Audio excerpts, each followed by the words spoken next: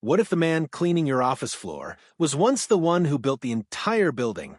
This is the emotional, true-to-life story of Darius Hall, a former co-founder turned janitor, erased from history by betrayal and silence. For over a decade, he worked in the shadows of the skyscraper he helped create, until one act of cruelty pulled back the curtain on a truth no one saw coming. Across 10 cinematic parts, we follow Darius's quiet strength, painful losses, and ultimate redemption. Not through revenge, but through legacy, truth, and kindness. This is not just a story about injustice. It's about identity. It's about dignity. It's about how one man refused to disappear. Speech balloon, what would you do if someone disrespected you in a place you once built? Bell subscribe for more powerful stories like this. Thumbs up, like, comment, and share to help this message reach others who need to hear it. He moved like a ghost no one wanted to see. Every morning at 4:45 a.m., before the sun even touched the city's glass towers, Darius pushed open the rusted side door of the building he used to own, mop in hand, keycard in pocket, pride long buried. The floors he once walked as a founder, he now scrubbed on his knees. But he never complained. Not when his name was wiped off the brass plaque out front. Not when the new CEO, Jordan Caldwell, all charm and cruelty in tailored suits, called him lazy in front of the entire office. Not even when they fired him for being too slow. Darius just smiled. Because they didn't know. They didn't know that he'd once built this empire from nothing. They didn't know why he disappeared for 10 years. They didn't know what he sacrificed or who betrayed him. But they were about to. Because the truth, like the sun, always rises, no matter how long the night lasts. What would you do if someone called you worthless in a building you once built with your bare hands? Backhand index pointing right, drop a comment below, and don't forget to like and subscribe. This is only the beginning. Every city has its ghosts, not the kind that rattle chains or haunt old halls. No, these ghosts wear uniforms. They clock in early, leave late, and live in the cracks of the buildings they once dreamed of owning. Darius Hall was one of them. He arrived every morning before the sun, before the noise, before the world remembered it had somewhere to be. His red sedan creaked into the parking lot like an old friend bearing witness. The city was still asleep, but Darius was already wide awake. He didn't need an alarm. His body, hardened by routine and grief, woke him up the same time every morning. For 15, no exceptions. He packed his lunch like clockwork, 2 sandwiches, an apple, a thermos of coffee. Same napkin every day, a folded square with his initials, DH, written by his late wife in ink that never quite faded. By 5 a.m., he had the mop in one hand and the keycard in the other. The building welcomed him like it remembered him quietly. The same walls he helped build. The same marble floors he once walked in polished shoes, now scuffed and wet under his mop. No one saw him, but he saw everything. He knew when the elevators stuttered between floors 28 and 29. He knew which interns left passive-aggressive sticky notes about the coffee not being hot enough. He knew the smell of each corner, dust, ambition, desperation, fear. But most of all, he knew silence, and how to carry it like a second skin. The others didn't know who he used to be, didn't care either, except Claire. Claire was the morning shift security guard, mid-30s, tired eyes but a kind voice. She always brought 2 cups of coffee, one for her, one for Darius. Still beating me here, Mr. D. Can't let the building fall apart, Miss Claire. You ever think about retiring? Only when a mop retires first. They smiled at that. It was the kind of exchange that meant more than it sounded. Like a secret handshake between the invisible and the barely noticed. By 7:15, the building came alive. Suits flooded in, clutching lattes and laptops, talking into the air like gods on invisible thrones. Darius kept to the corners. That was how he liked it. Until he walked in. Jordan Caldwell, 35, CEO, perfect smile, cold eyes. The kind of man who called everyone by their job title, not their name. To him, people were functions. You were either useful or in the way. Jordan had inherited the company after a strategic acquisition 5 years ago. No one asked where the original founder went. The plaque with his name was quietly removed, the story rewritten. And Darius? He just became another face in the background. Jordan barely noticed him for months, just a blur pushing a mop, until one day, he spilled his espresso in the lobby. And Darius was too slow to clean it. You just gonna stare at it, or actually do your job? No one laughed, but no one stopped him either. Darius didn't say a word. He just cleaned it, quietly, thoroughly. The next morning, there was a new note in the janitor's closet. Please improve your response time. We're trying to run a business here, not a nursing home. No signature. But Darius knew who it came from. That was the first blow. The second came a week later. Is he always this slow? Jordan asked the floor manager loudly, pointing at Darius. I've seen turtles with better work ethic. People laughed that time, not because it was funny, but because it was easier than disagreeing. Darius kept his head down. He'd learned long ago, the world expects silence from men like him, especially when they're black over 50 and wearing coveralls. But silence isn't the same as surrender. He remembered building this place, choosing the scent of the lobby diffuser, sandalwood and vanilla, picking the art for the walls, sketching the very logo now printed on every employee badge. He remembered the dream, the years of saving, the nights he skipped dinner to buy paint for the first office. He remembered Marcus, his best friend, his partner, the man who shook his hand and promised, no matter what happens, we're in this together, until they weren't, until Marcus sold him out, until Jordan Caldwell became the face of what Darius built. And no one knew. Not yet. The humiliation didn't stop at spilled coffee. It became a pattern, subtle at first, like being deliberately ignored in meetings where cleaning schedules were discussed, or suddenly finding his storage closet reassigned to a smaller, darker corner of the basement, without notice. But then came the real blow, the broken bathroom on the 35th floor. It had flooded sometime overnight. When Darius arrived at 5:20 a.m., water was already seeping under the door and soaking into the carpet. No one had alerted him. No one had checked. He acted fast, turned off the valve, dragged out wet mats, started mopping the mess alone. He was nearly done when Jordan Caldwell walked out of his office, crisp and polished, sipping from a gold-trimmed mug. You know what this looks like? Jordan said, voice loud, echoing across the hallway. Looks like we're running a third-world operation here. He stepped over the wet floor, not bothering to move aside, brushing past Darius like he was furniture. Then he stopped.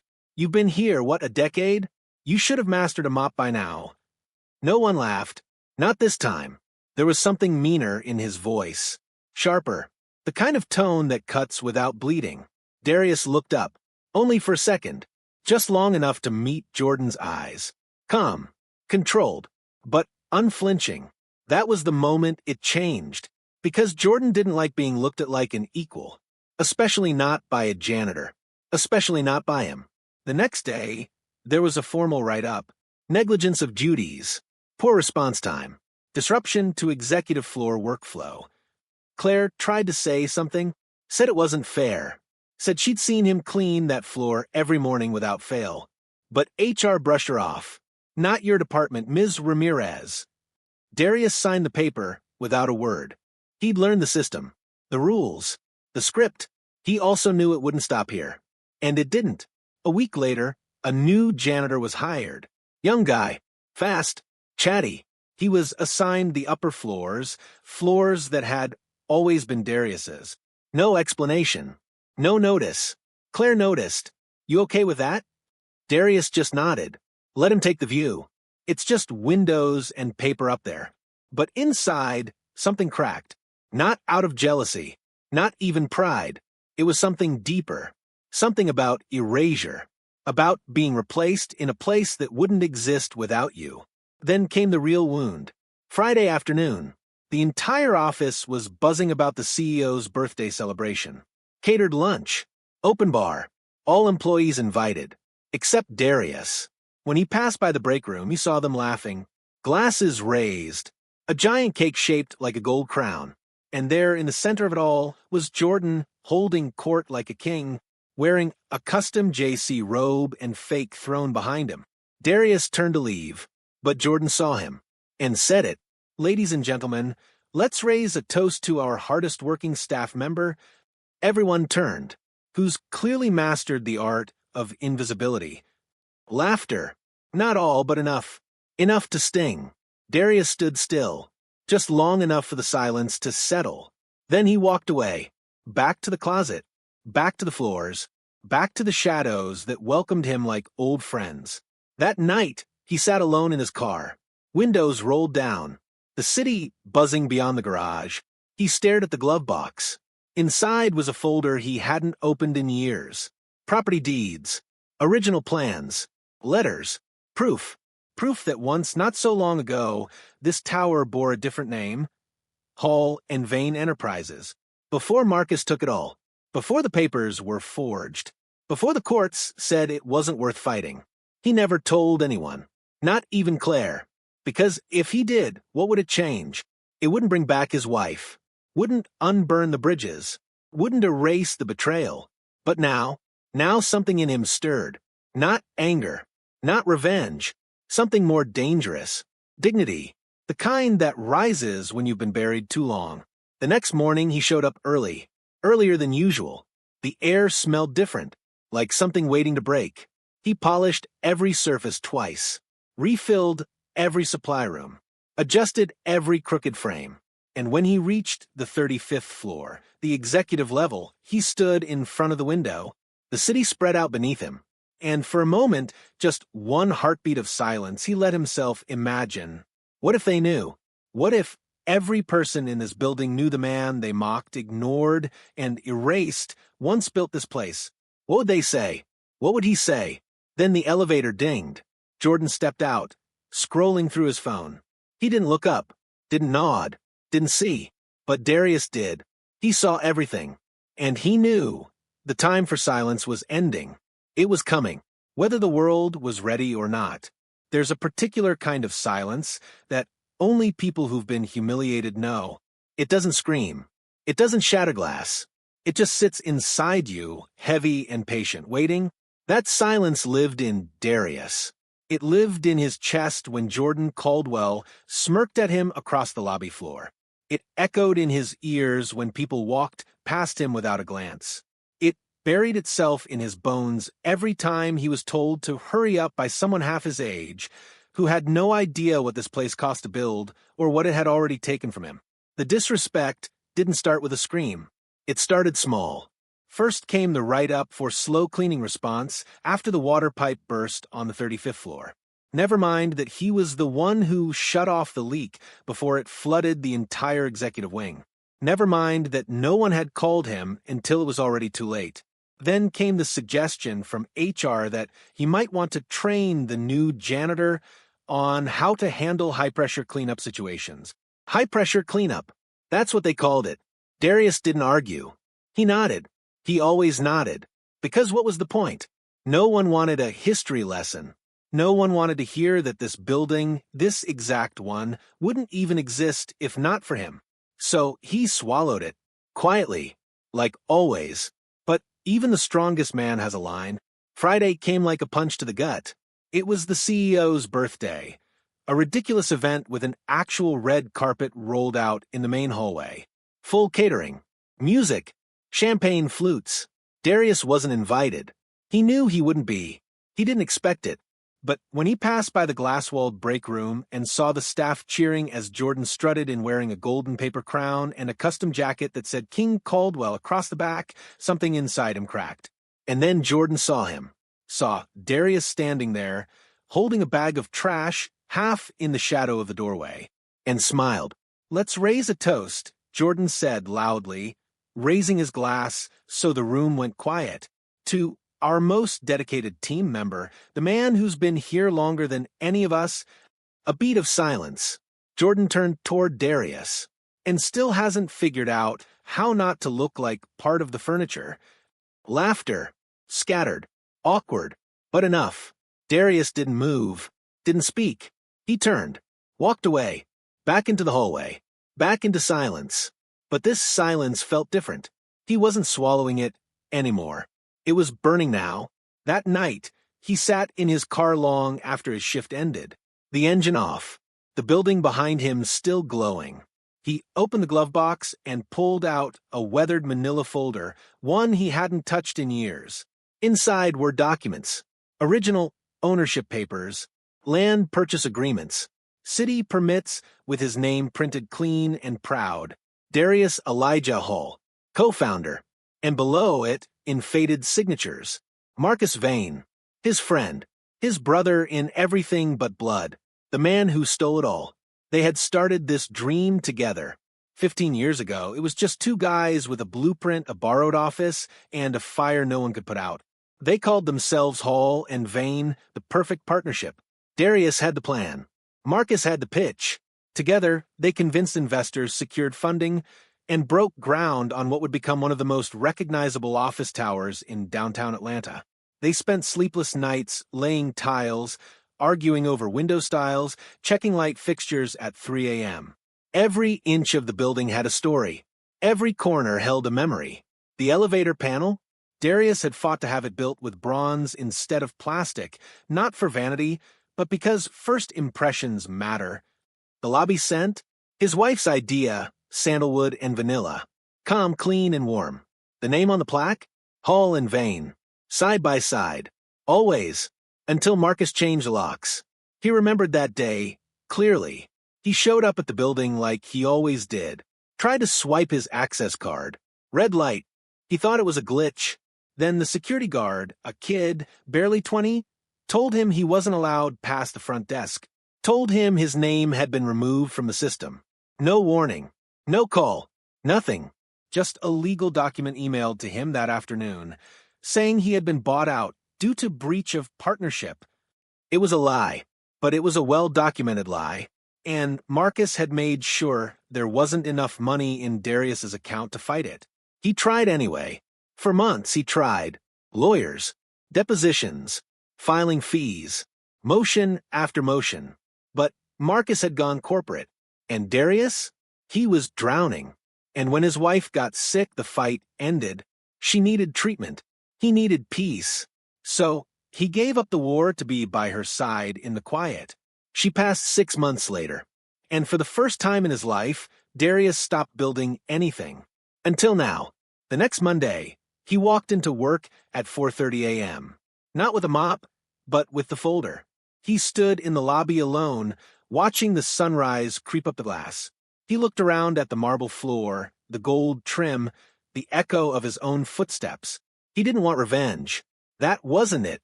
He wanted the truth. Not shouted. Not weaponized. Just seen. Just known. Because when the world forgets who you are, it takes pieces of you with it. And if you don't fight to remember, there won't be anything left. Later that morning, Jordan was late. The catering from his birthday party had spilled into the hallway. Cups on desks. Wine bottles in trash cans. Music still playing from someone's Bluetooth speaker. The office looked like a frat house with a corporate dress code. Darius cleaned it. Silently. Carefully. But this time, when Jordan brushed past him, he didn't lower his eyes. He looked directly at him.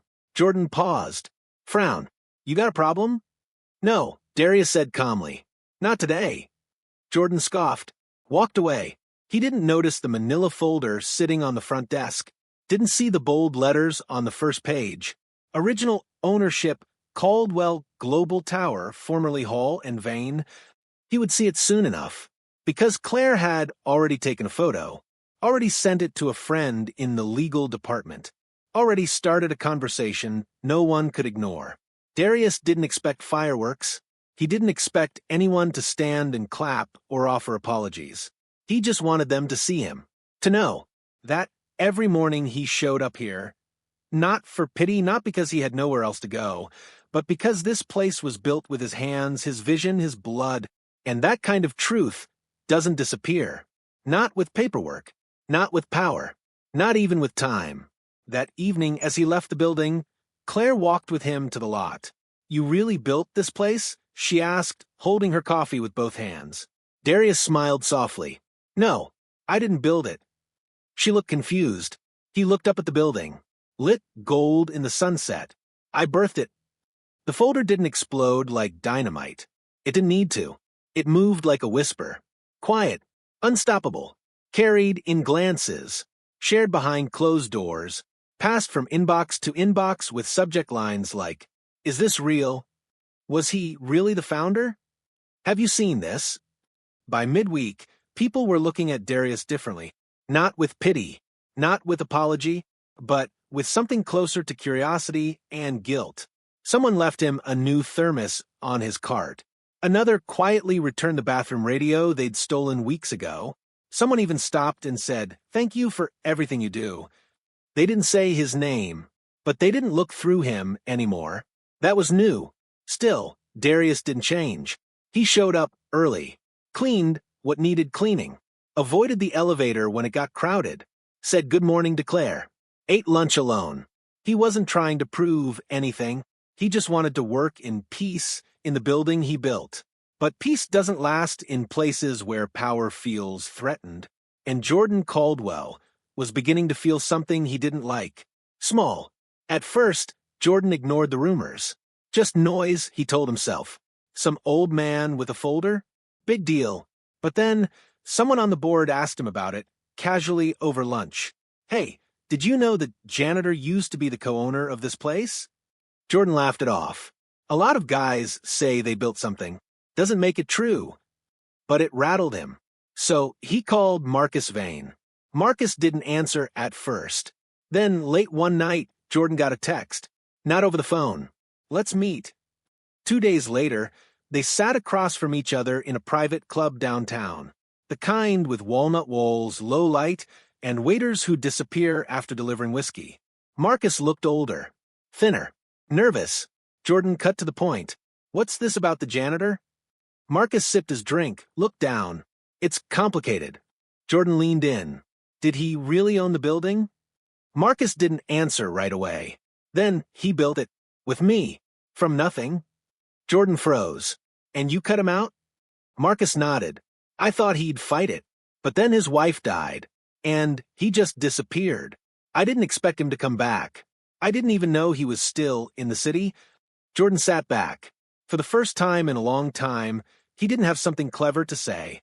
The next morning, he saw Darius cleaning the glass near the front entrance. For a moment, he just watched him, quietly, without saying a word. Then he turned away and walked into the elevator. And when the doors closed, he punched the wall. Not because he felt guilty, but because he felt exposed. Someone in the building had more history, more story, more weight than he did. That couldn't stand. So he started pressing back. Subtly at first, Darius's supply orders were lost. His access card randomly stopped working for 2 days. Someone filed an anonymous complaint to HR, accusing him of intimidating behavior and inappropriate interactions with female employees. The report was laughable. Claire helped shut it down instantly. But the message was clear. Back down. Stay invisible. Or we'll bury you again. Darius didn't blink. He'd already been buried once. And he'd dug himself out, with nothing but his hands and his name. He wasn't going back under. Then came the company-wide email. A shiny, carefully worded announcement. As part of our commitment to a progressive and forward-looking company culture, Caldwell Global is initiating a rebranding process to distance ourselves from outdated legacy narratives and restructure departments for modern efficiency. Buried in the second paragraph, the janitorial team was being outsourced. Darius would be transitioned. No severance, no warning, just a line in an email. Claire found him on the loading dock that afternoon. She looked like she didn't know what to say. He just smiled. "They're trying to erase me again," he said softly. She swallowed hard. "They can't. Not this time." That night, he walked past the building and stood across the street, just looking at it, remembering everything. The first time he saw the frame go up. The day the electricity finally turned on. The ribbon cutting where they gave him cheap champagne and a plaque that spelled his name wrong. He remembered his wife standing beside him whispering, "You did it, baby." He had. And they took it. But now the story was shifting. The next morning, he didn't wear his uniform. He wore a suit. Not new, not expensive, but clean, sharp. The same one he wore the day he signed the first deal with Marcus. He walked into the lobby. Heads turned. Some people stared. Others looked away, ashamed. But no one ignored him. He stepped up to the front desk. Claire blinked, then smiled. "Mr. Hall." He smiled back. "Think you could buzz the 40th floor for me?" The receptionist started to say something, then stopped, because by now word had spread. About the documents. About the history. About the lie. Darius walked to the elevator. And for the first time in over a decade, he didn't take the service stairs. When the doors opened on the executive floor, Jordan was waiting. He didn't smile. He looked at Darius like a man looks at a storm rolling in. Darius didn't yell, didn't accuse. He simply placed the folder on the desk. Jordan looked down, then up. "What do you want?" Darius looked him in the eye and said the one thing Jordan feared most: the truth. Truth has a way of spreading faster than fire. By the end of the week, half the office knew. By the end of the month, a journalist did. The article ran, quietly, one of those long-form exposés that gets passed around in private group chats and bookmarked with phrases like, "Read this when you have time, it's wild."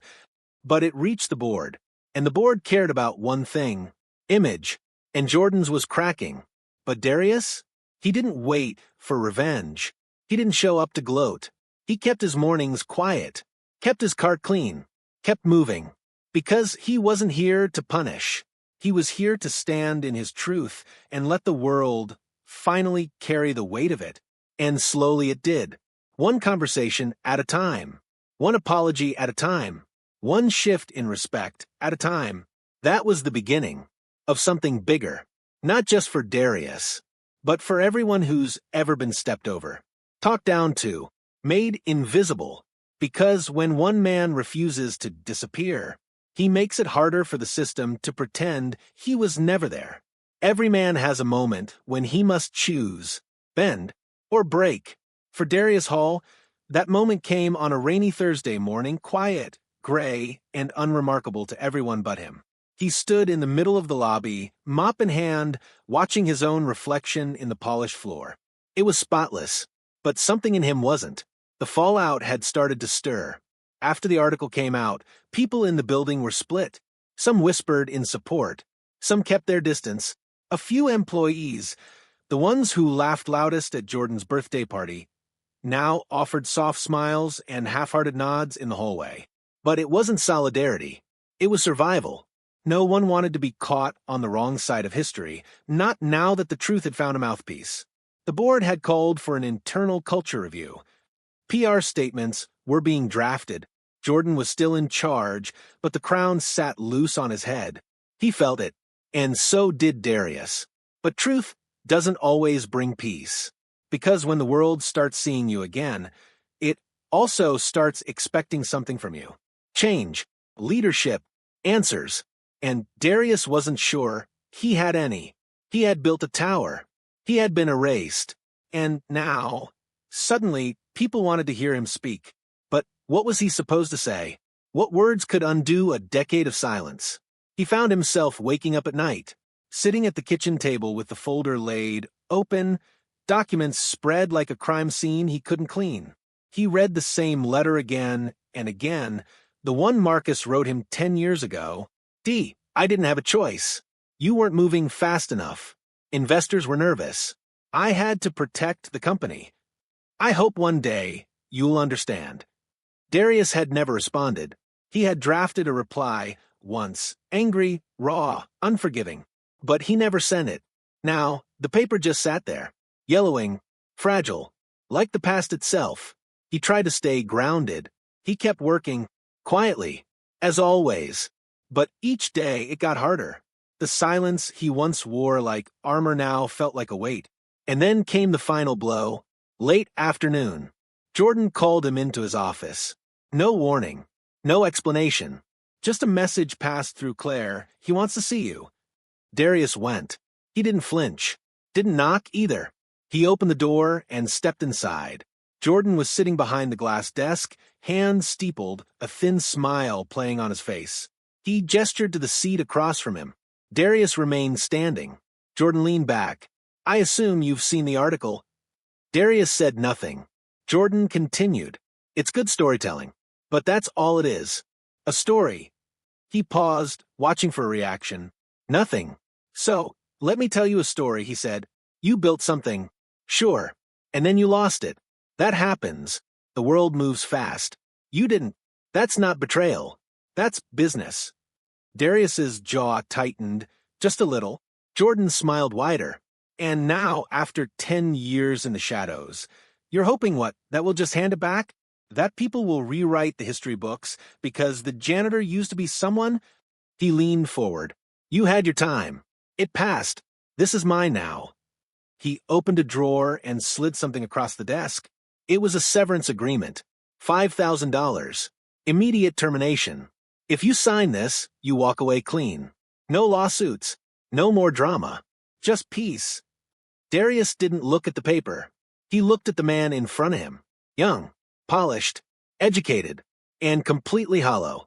He picked up the pen, held it for a second, then clicked it shut, and placed it on the table. Then, without a word, he walked out. That night, he didn't sleep. He sat in his apartment, staring at the walls. There were no pictures anymore, just bare paint and dust in the corners. His wife's voice echoed somewhere deep in his memory. You were never meant to stay small. He whispered back to the silence, I tried, and then the silence answered. Try again. The next morning, he walked into the building at 5 a.m. But he didn't head to the closet. He went straight to the 35th floor, to the conference room with the glass walls. He turned on the lights, sat down at the table, and began to write, not for revenge, not for pity, but for record, for legacy.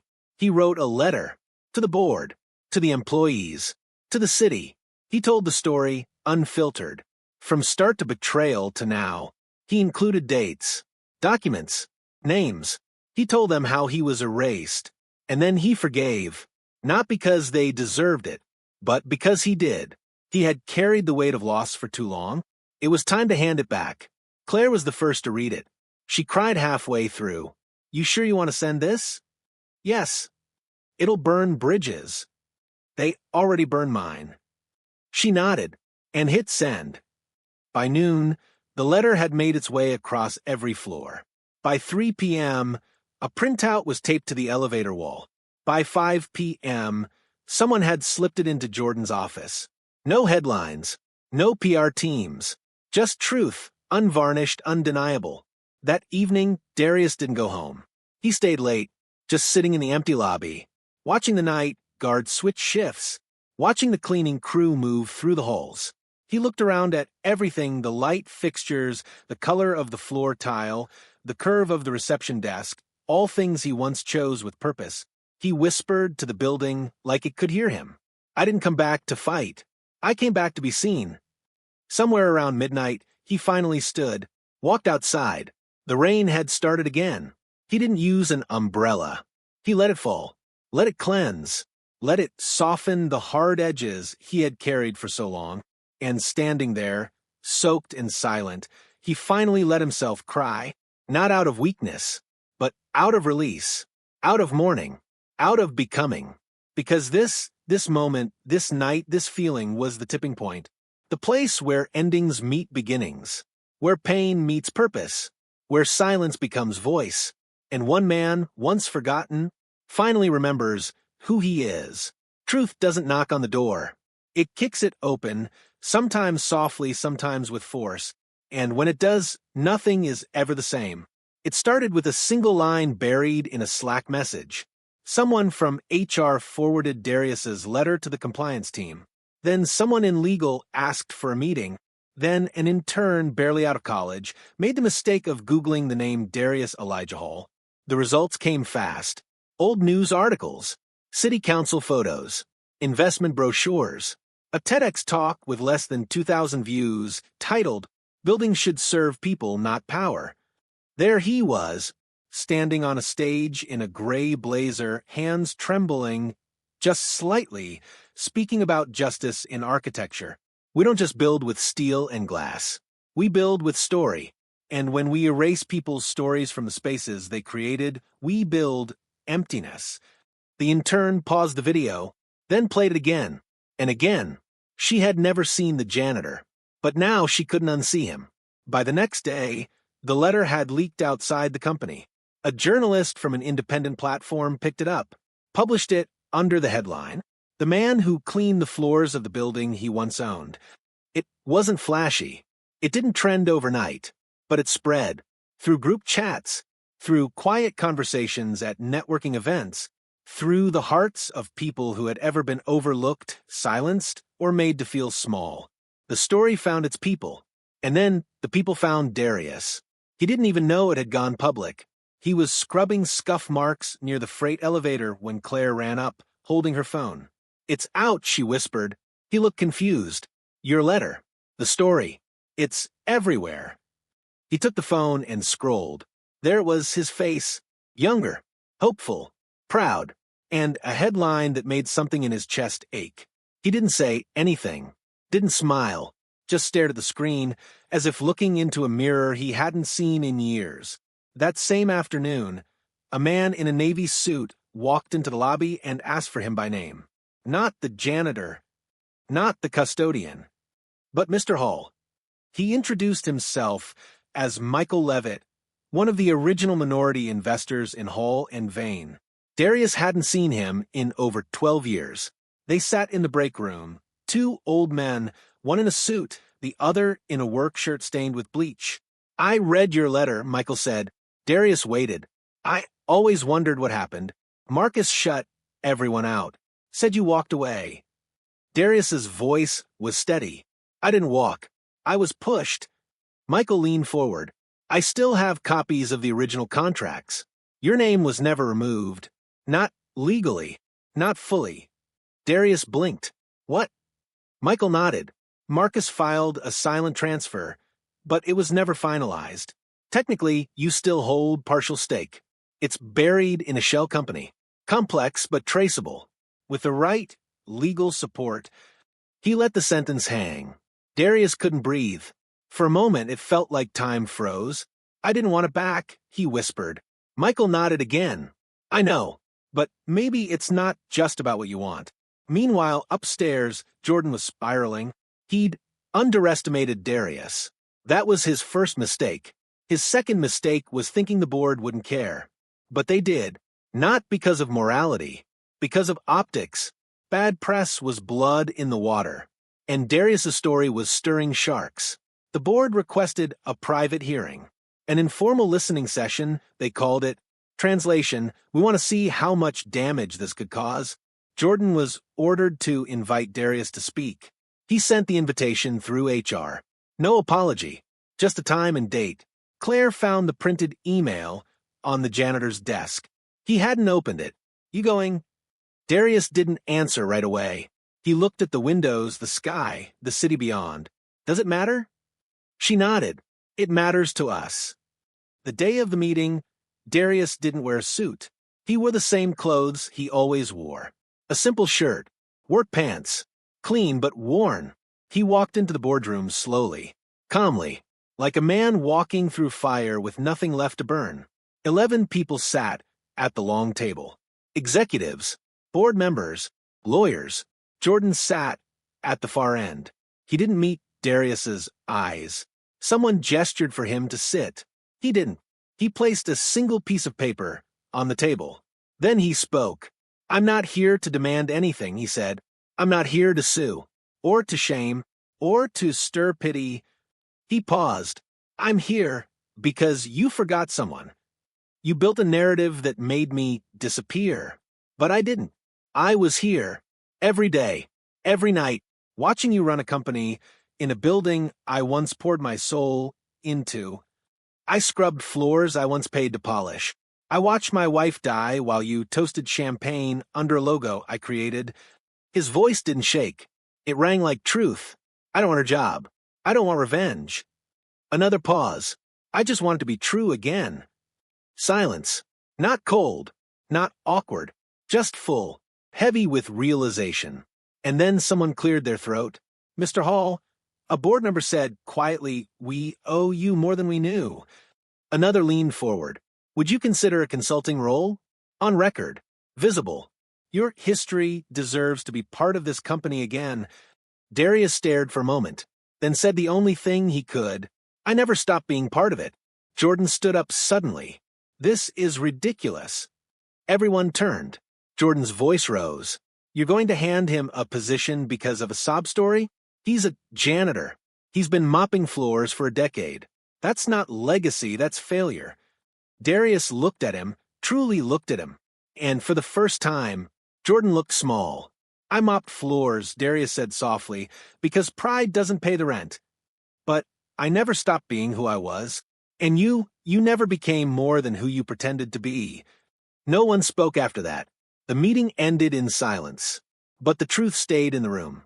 In the days that followed, the shift was undeniable. His name was added to the company website, under Founders and Legacy. A quiet ceremony was held in the lobby. No press, no cameras, just a plaque. Simple, clean, bronze. Darius Elijah Hall.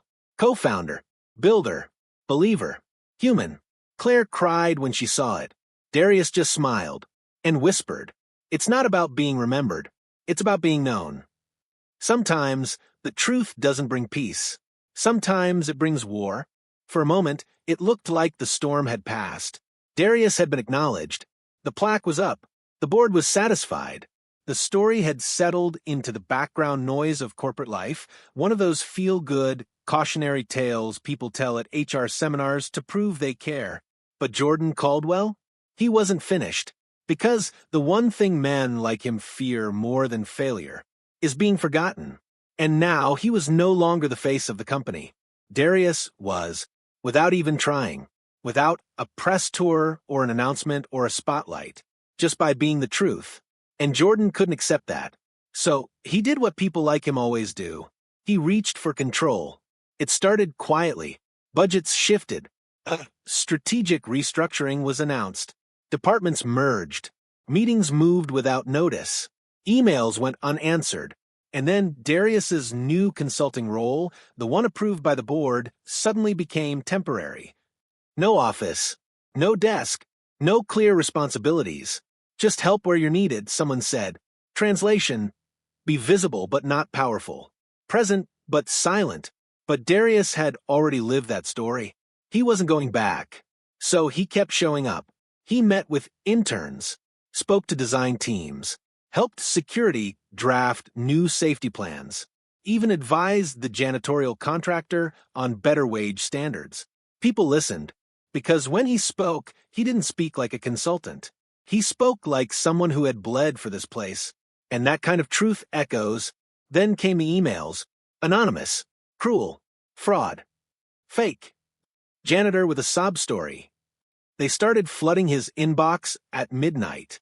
He read them alone in his apartment, heart steady but chest heavy.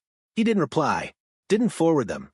He simply read, sat with the sting, and kept going. But the real blow came from Marcus. Out of nowhere, after 10 years of silence, Marcus Vane called him. His voice was the same. Too smooth. Too familiar. "D, man, what are you doing?" Darius didn't answer.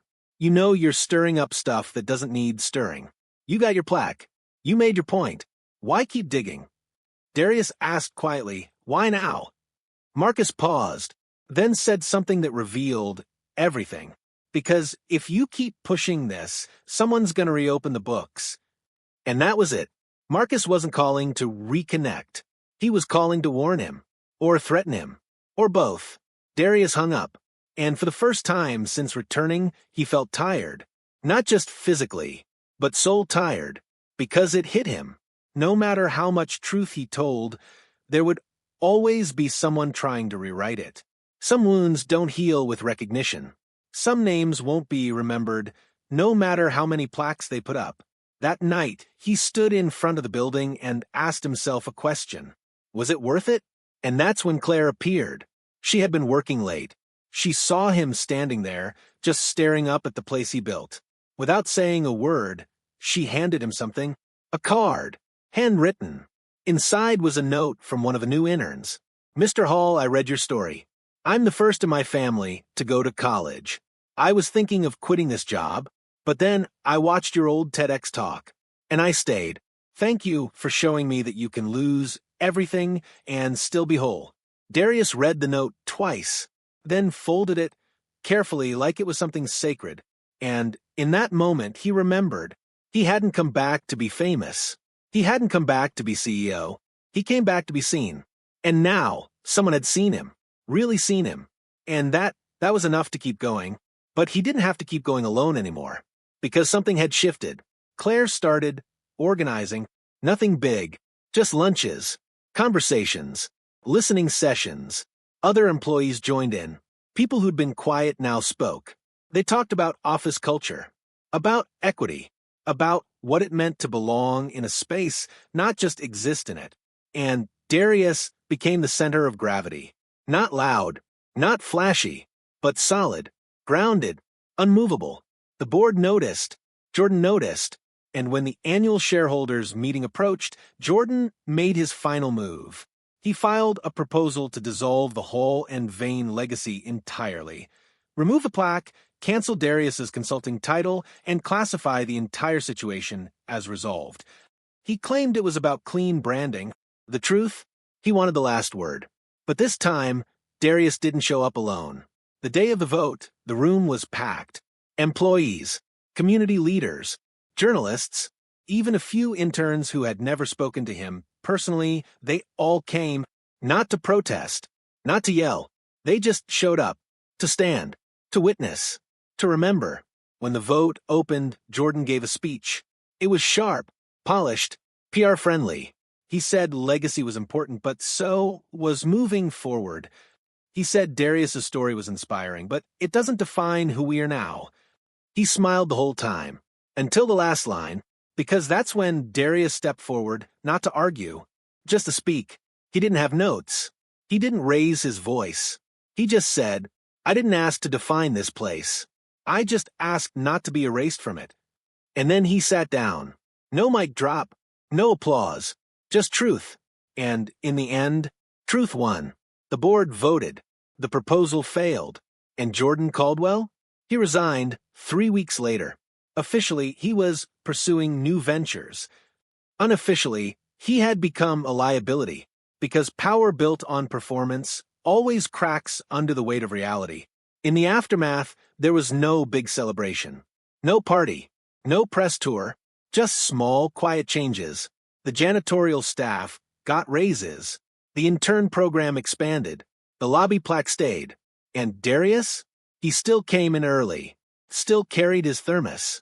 Still sat with Claire on slow mornings, watching the city wake up. But now, when people walked past him, they didn't look through him. They nodded. They said good morning. They said thank you. And some days that was more than enough. Because dignity isn't loud. It doesn't demand. It just is. And once you reclaim it, once you carry it like a second skin, no one can take it again. Not with rumors. Not with silence. Not with power. Because you've already walked through the fire and come out whole. Some victories don't come with fireworks. Some don't come with applause or speeches or confetti falling from the ceiling. Some come quietly, like sunlight through a cracked window, like the first deep breath after holding your tongue for too long, like someone finally calling you by your name and meaning it. For weeks after Jordan's resignation, things were quiet. There was no parade. No official ceremony, but something had changed subtly, beautifully, like the air itself had shifted. People stopped whispering when Darius walked by. They stopped avoiding his eyes. They said Mr. Hall with intention now. They asked questions, not just about his past, but his ideas. And more importantly, they listened. It started with the facilities team. One morning, the lead supervisor, a man who'd never said more than 5 words to Darius, walked up and handed him a clipboard. Could use your opinion on the new maintenance schedule, he said. You've seen how things really run. Darius blinked, took the clipboard, read it, made 2 notes, passed it back. Nothing more was said. But that one gesture, it echoed louder than all the speeches in the world. Then came the interns, a group of 5, young and wide-eyed, asked him to mentor them for their final project. They didn't want business strategy. They wanted perspective. What do we build if we want it to last? One of them asked. Darius looked out the window before answering. Start with people, not product. Treat everyone like they'll remember how you made them feel, because they will. They wrote that on the whiteboard and underlined it 3 times. Claire noticed the change, too. "You've become kind of iconic," she teased one morning. He laughed. "I'm too old to be iconic." She smirked. "Then you're historic. Either way, you matter now." Darius sipped his coffee. "I always mattered." She smiled wider. "Now they know it."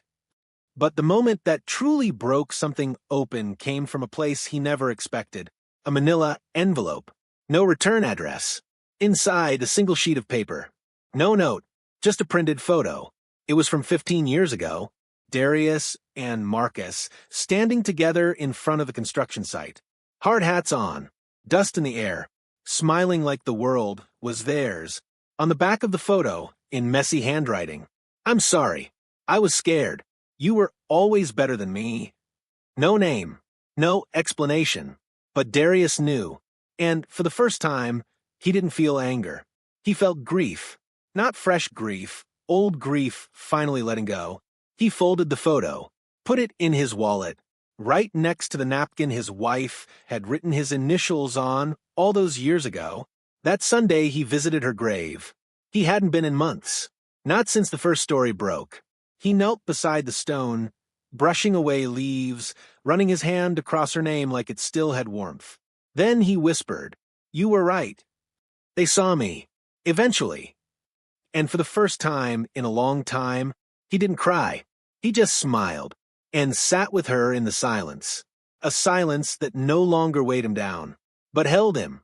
The following week, the company invited him to speak. Not to the board, to the people. A town hall, casual, voluntary attendance. He said no at first, said he didn't need the spotlight. But Claire looked at him and said, "Sometimes the truth needs a voice, not just a memory." So he agreed. He didn't prepare a speech. He stood in front of the crowd, employees, interns, support staff, even some of the board, and simply told the story, not the headlines, the human version.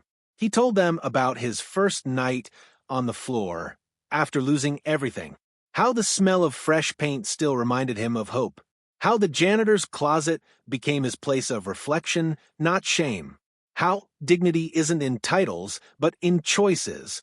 Then he said something that made the whole room still. "I used to think my legacy was the building, the walls, the logo, the design. But I was wrong. The building's just a shell.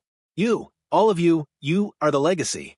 How you treat people, what you leave behind that no one can steal, that's what lasts." Silence. And then, for the first time in his life, a standing ovation. Not loud, not forced, just people rising one by one to acknowledge the man who never asked for it, but finally received it. After the event, people lined up to speak to him. Not with handshakes, with stories. A woman from accounting who'd been passed over for a promotion 5 times. A man from the loading dock who said he once dreamed of being an architect, but dropped out to support his family. A middle manager who quietly admitted he'd laughed at the janitor jokes years ago and now couldn't forgive himself for it. Darius listened to them all. Not to fix, but to witness. Because sometimes the most powerful thing we can do for one another is simply stand still long enough to hear. Weeks passed, and the world didn't change overnight.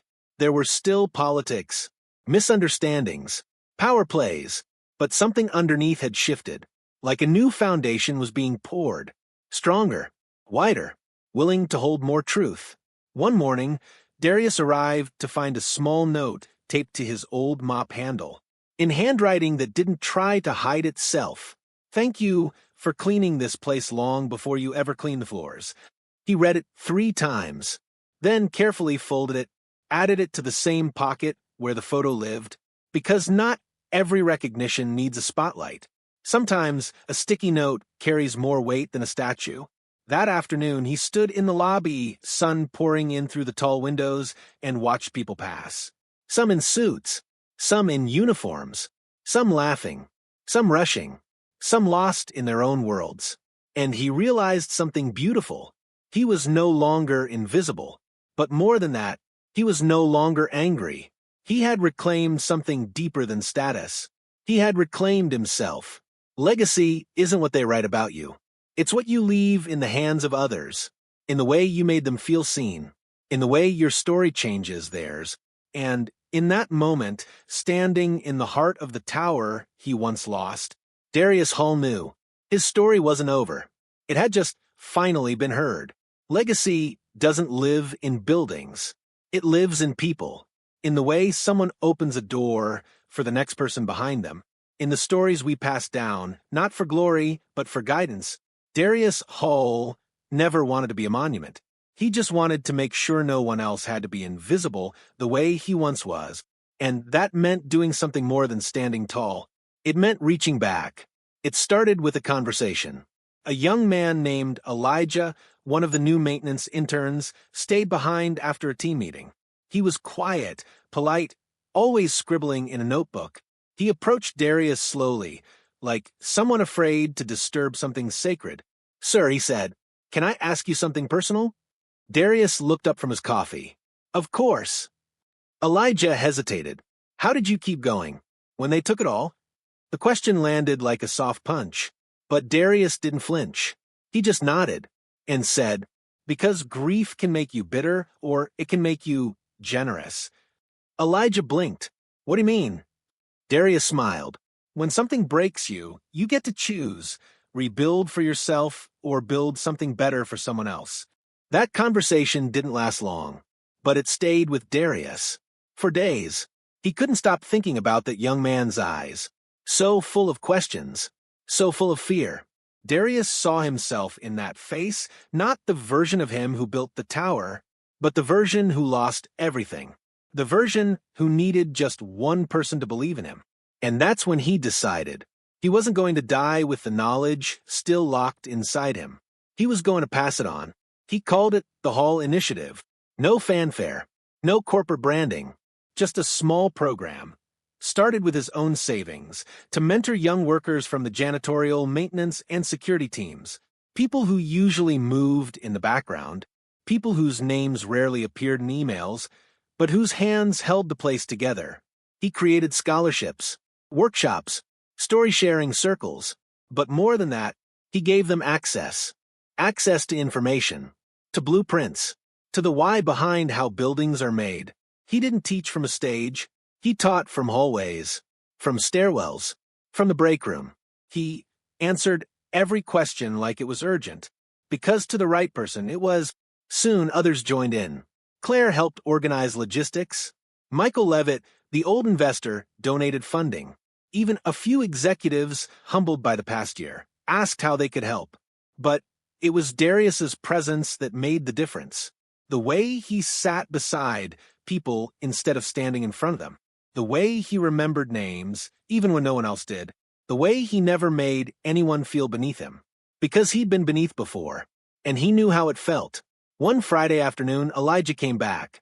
This time with a portfolio, drawings, blueprints, a proposal for a multi-use community center in a struggling part of the city. "Is it stupid?" he asked, eyes wide with fear. Darius didn't even look at the paper first. He looked at the boy. "No, you are exactly who we need dreaming." Then he read every word, and after long silence, he said, "I'll help you build it." Weeks turned into months. The Hall Initiative grew, slowly, quietly, but with purpose. Darius met with city council members, brought in local architects, advocated for spaces built with people in mind, not just profit.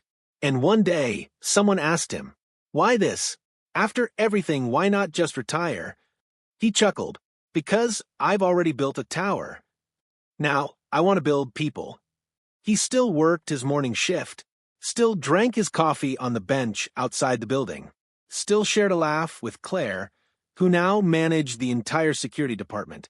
But there was something new in his eyes. Not pain, not pride, peace. He had nothing left to prove, and everything left to give.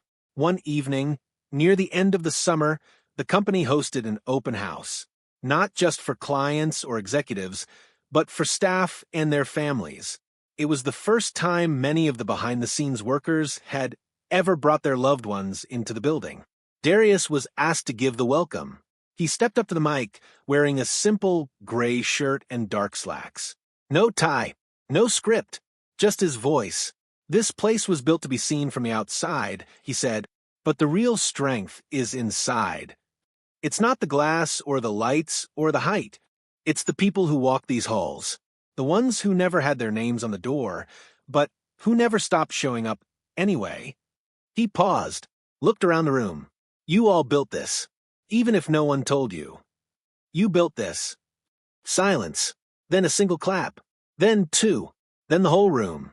Not polite applause. Not corporate. Real. Alive. After the event, a little girl walked up to him. Couldn't have been more than 8. She tugged on his sleeve. Are you the man who made the building? He knelt down to meet her eyes. I helped, he said with a grin. She looked around, thoughtful. Can I make one too? He smiled wider. You can build whatever you dream of. She nodded, serious as a judge. I want to build one with a slide in it. He laughed. I hope I get to ride it someday. She smiled, then skipped away. And in that moment, Darius felt something deeper than recognition. Legacy. Not a name on a wall. Not a position or a title. But a spark in someone else's eyes. That night, he walked the halls alone, not to clean, but to remember. Every floor, every corner. He whispered names of people long gone. Mentors, friends, builders, dreamers. And as he passed the lobby plaque bearing his name, he didn't stop to touch it. He just nodded to it, like an old friend he no longer needed to visit every day. Because the real legacy wasn't hanging on the wall. It was walking beside him now, and carrying the story forward. Stories don't end when you stop telling them. Sometimes they echo, sometimes they multiply, sometimes they ripple through people and places in ways you never expected or asked for. Darius Hale never set out to start a movement. He just told the truth. But when truth is spoken with dignity, not anger, not vengeance, it travels, and the world, whether it's ready or not, eventually answers back. It began in small, quiet ways. A high school teacher from Decatur reached out through Claire. She said she'd read Darius's story with her students, part of a unit on ethics and entrepreneurship. They want to meet him, she wrote. They think he's the kind of leader they don't read about in textbooks. At first, he said no. Said he wasn't a teacher. But Claire looked at him and said, You've been teaching us the whole time. So he went. He stood in a cramped classroom in front of 22 teenagers who barely knew how to sit still and told them about failure, about starting over, about showing up. He didn't speak like a hero. He spoke like a man. And when the bell rang, no one moved. The next invitation came from a podcast, one of those quiet, independent shows focused on workplace culture and leadership. He didn't expect anyone to listen, but they did. And when the episode aired, it caught fire in corners of the internet that no marketing department could have reached. People began emailing. From Ohio, from Detroit, from overseas. Janitors, teachers, construction workers, nurses, a retired librarian. All saying the same thing. I thought I was invisible, too. You made me remember who I used to be. Thank you for not staying silent. One day, the mayor's office called. They invited Darius to speak at a city forum on urban redevelopment. He didn't wear a suit. He wore his work clothes. And when someone asked him how he defined success, he said, Success is building something that makes other people stand taller. It was printed in the city paper the next morning. No headline, just the quote in bold. It sat quietly on the page, like it belonged there all along. Back at the building, things continued to evolve. Not with noise, not with dramatic overhauls, but with simple human changes. Employees began learning the names of cleaning staff. Team leads started holding cross-department lunches, mixing interns with VPs, receptionists with executives. The supply room added ergonomic gear for custodial workers, something no one had asked for, but everyone now supported. And when new hires were on board, they were given a short video, not about policy, about legacy. It ended with Darius's voice saying, Titles come and go, but how you treat people stays in the walls. But perhaps the most surprising response came from an unexpected place. Marcus Vane, the man who betrayed him, the man who hadn't dared to step into the tower since his silent exit. He sent an email, just one line. I've been following. If you're ever willing, I'd like to meet. Darius stared at it for a long time, then closed the laptop. He didn't reply. Not out of anger, but because some doors don't need to be reopened, even when forgiveness has already been given. Instead, he chose to focus on what was still growing. The Hall initiative expanded. What started as a few months became a full-blown fellowship program offering training, mentorship, and even small grants for employees with creative community-focused proposals. One idea came from Elijah, the intern. He pitched a mobile repair unit that would travel to underserved neighborhoods, teaching young people how to fix things: plumbing, wiring, carpentry. Darius loved it. "You're building self-worth," he said. Elijah grinned. "I'm just building what I never had." Darius clapped a hand on his shoulder. "You're becoming what you needed." The story even reached other companies. One CEO from a rival firm stopped Darius at a public event. "Your story embarrassed me," he said bluntly. In the best way. He offered to partner on a citywide initiative focused on labor equity. Darius said yes on one condition: no photo ops, no branded panels. "We do this quietly or not at all." The CEO agreed. Because when a man speaks with that much weight, you listen. Then came the mural. He didn't ask for it, didn't know about it. One morning, he walked past the side of the building and saw it. A 5-story painting of his silhouette, not with a mop, not with a briefcase, but holding blueprints in one hand and extending the other out, palm open, to someone just off frame. At the bottom, it read, "You were never just the help. You were the foundation."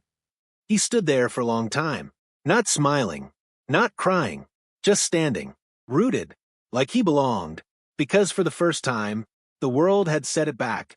But even as the recognition spread, the offers grew louder. Book deals, speaking tours, media pitches. He said no to most of them, not because he wasn't grateful, but because he knew something they didn't. The louder the world gets, the easier it is to stop listening. And he wasn't done listening yet. Then came a choice. One of the board members, a woman named Judith who had quietly become one of his biggest supporters, pulled him aside. "I think it's time," she said. "Time for what?" "For you to decide. You could stay, keep guiding from the inside, or you could go. Take this movement beyond these walls." He looked around. The lobby, the elevator, the mop still hanging on the back hook. He loved this place, but it no longer needed him. Not in the same way. Now it carried him, and that meant he could move forward.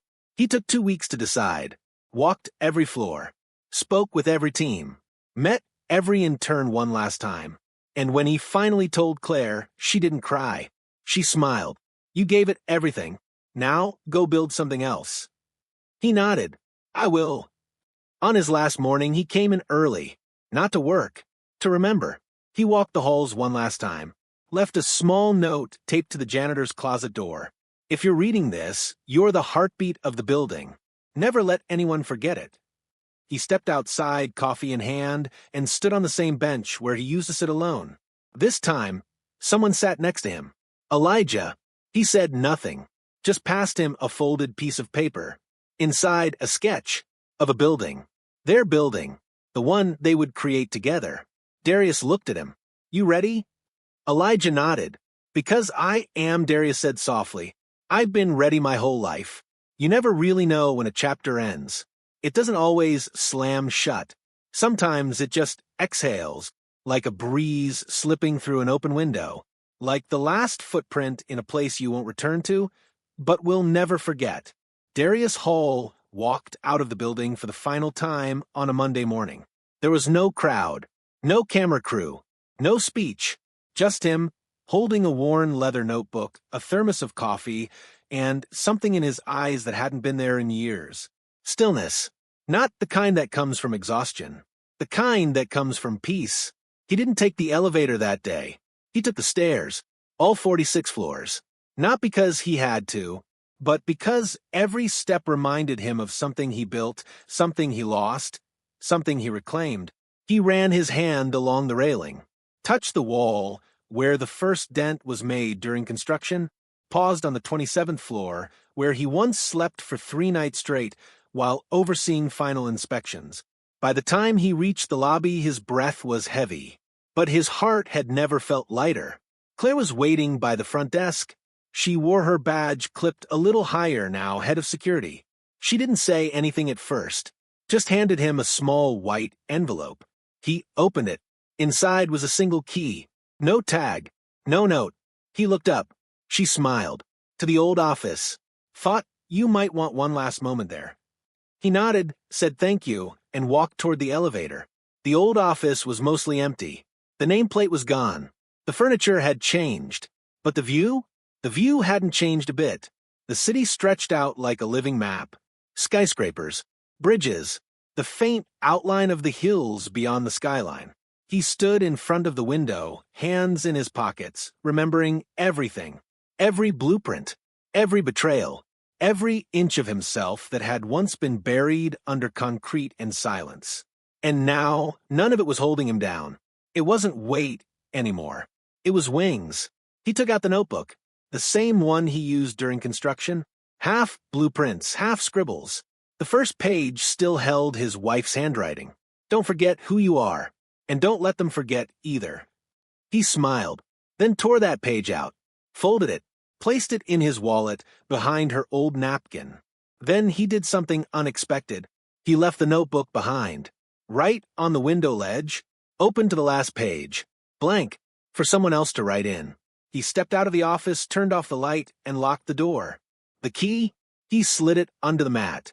No one needed to hold it anymore. Some things aren't meant to be kept, only passed on. Outside, the sun was rising. Not dramatic, soft golden. The kind that wraps around buildings and makes everything look a little more forgiving. Elijah was waiting at the curb, standing beside a modest pickup truck with rolled-up plans in the back seat. Darius climbed in. No words were needed. They drove, not fast, not in a rush, just forward, toward the site where a new building would soon rise.